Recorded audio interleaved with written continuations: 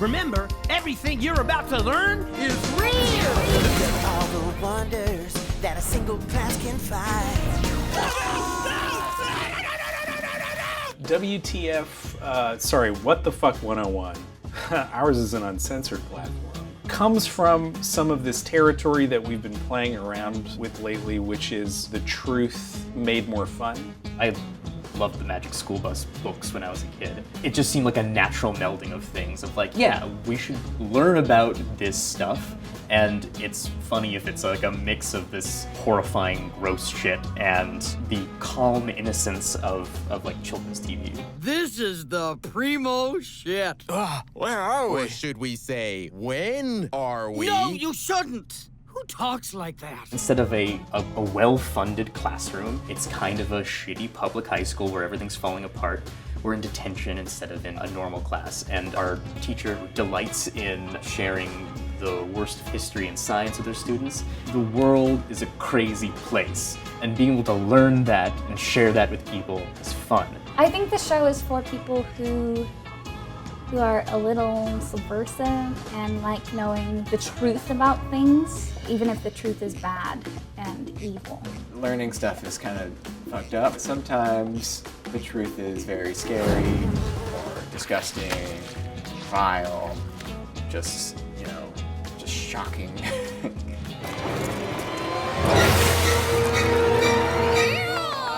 When we conceived of Dropout as a platform, it was very clear that something this sort of R-rated, something, with stomping on someone's testicles as a plot point would be great for it. Let me know when you've started! Like, really everybody, I think, can get behind this show and enjoy it, because there's cursing, so actually kids shouldn't watch this. Everyone shut the fuck up! It's fucking hot. A man shitting out gravel. Everyone is getting stabbed with penises. Now everyone, get back in the pussy! I had a couple researchers working with me when we were writing some of the episodes. We would narrow and widen our scopes sort of as the weeks went on. So starting with very general, what's something you know right now off the top of your head that you think will blow my mind? We kind of all went around and just shared crazy facts, and then from that we tried to sort of pull patterns. We'd start with these very specific facts, widen the theme, look for other examples. And so we would just kind of chain our way from one topic to another. That's the most fucked thing anyone has said today. So Mindy is like the class know-it-all, kind of like social justice warrior. She does a really great job of sort of tapping into that, standing on a soapbox, I've got something to say, and always getting smacked down. Okay, well, this is just toxic masculinity in action. Well, women's dueling has an interesting history, too. Oh, shit, no, I didn't. Jason is a troubled child. Oh, me? Oh, very good. He's just a cautious follower and participant in these crazy adventures. And they're actually going through with this dumbass plan? Oh, yes! He's like a little parasite, as you learn in the show. A real skeevy, little rat of a person. Good strategizing, Jason! What? I got the idea when I saw how hard the questions were. River is a cool kid, like a monotone, stoner, probably gay teen. This is fucking dumb as hell. So when all this gross stuff is happening, her main reaction is just oh, bummer, bummer, bummer, bummer, bummer. River does a lot of drugs. I think maybe that's the only thing that I would have in common with River. River! Is there something you wanted to add? We're not real. We're just drawings. Jesus, she's all drugged up again. I hope River reaches enlightenment. Brad is sort of a big dumb idiot. That's a cat. Affirmative. He plays sports. Came in audition for it with this just absolutely insane voice. That's just sort of weird, like New York gangster kind of thing. Wait, there's one thing I still don't understand. What is a clitoris? Brad has these very simple monosyllabic responses to things that happen. I think he gets a chair thrown at him at some point and he goes, hard. Hard. Like he's some sort of cave person. Hot. Mary Pat, who does the voice of Foxtrot, is incredible. And in fact, like, I think even the animators were like, we gotta make sure that like this character is moving in a way that matches her voice, because it's this sort of delightfully demented highs and lows, growls and squeaks. The character like really comes through with her voice. Miss Frizzle was polite and decent. And Professor Foxtrot has a foul mouth. And she says anything she thinks of. And she does wicked things. And Miss Frizzle never did anything wicked. She was sweet and kind, but a little nutty. There was some concern in the beginning that we were giving her a little too much to chew on. And then she showed up and gave this like magnificent performance. And we just started being like, okay, feed her more of these. So many of these episodes end in some big thudding monologue from her that requires so much dramatic oomph in order to sell.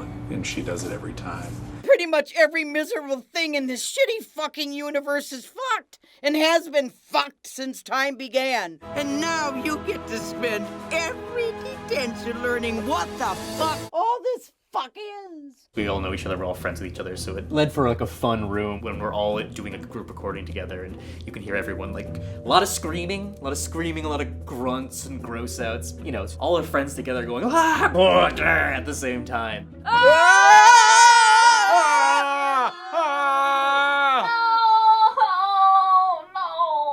You guys remember the show Whose Line Is It Anyway? There's that old improv game, New Choice, where someone would say a line and whoever was hosting would ring a bell and they'd have to come up with a different take on that. And after, 3 or 4 of those, you start to get really wild. You get a little bit of that in the recording studio because when you're going line by line, you'll do it 3 times and say, what else you got? And you make some really fun choices. Oh, I was right about the ball bearings. They're underdone. The scripts are written really well, and they have like a lot of specific information in it, but Trap still let us improvise on a lot of the takes. If anything, the improvising part just makes it a lot of fun and just like keeps the energy up, I think. Can we please go home? All this shit is freaking me out. The notes process anytime you do any kind of comedy is always insane, because you have people who like care very specifically about the wording of things and the images that you use, and then since it's comedy, and it's particularly this show, which is like a lot of shit and a lot, and I mean shit literally, like there's feces, and you have a lot of different opinions about that. You know, we had a multi-email argument about exactly what sloth shit should look like. I was concerned that the way that we were animating the sloth shit didn't make any sense. It was supposed to be animated as kind of this long tail protruding from its ass on the ground. And I was like, well, it would make a lot more sense visually if it was sort of a little off the ground.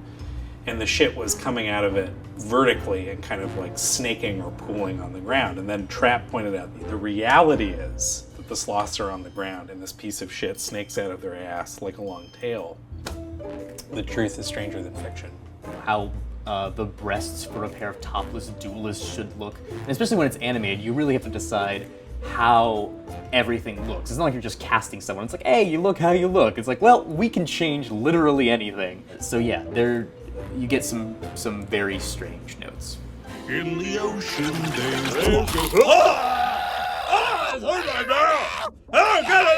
Our animation team is really phenomenal. They're called Studio Joho, and they do little things that surprise us, that just make the animation like really come to life. We are the sort of overseers, and we're the cast, and we're the creators of the show, but there are like 40 some odd people working in an office in New Zealand who are really responsible for this thing. My God, it's like there's new colors. There are new colors in what I'm seeing right now. It's such freedom to just be a voice and then see what the animators are hearing when they deliver a picture. It's great. What I hope is that once you see these final episodes, when the artists put in their magic, we have the voice and the music and the sound effects, that'll all come together, and the fun that we have behind the scenes will just translate into the watching on the app, and it's just gonna be everyone's having fun. If you're the kind of family that's cool with your kids seeing like nudity and violence and a baby hyena bursting out of a clitoris, then this show is definitely for you. And if you're a less cool family that doesn't want to expose your child to that kind of stuff, then, I suppose like The way you want to raise your kids is up to you, but you know, you're just shielding them from the truth.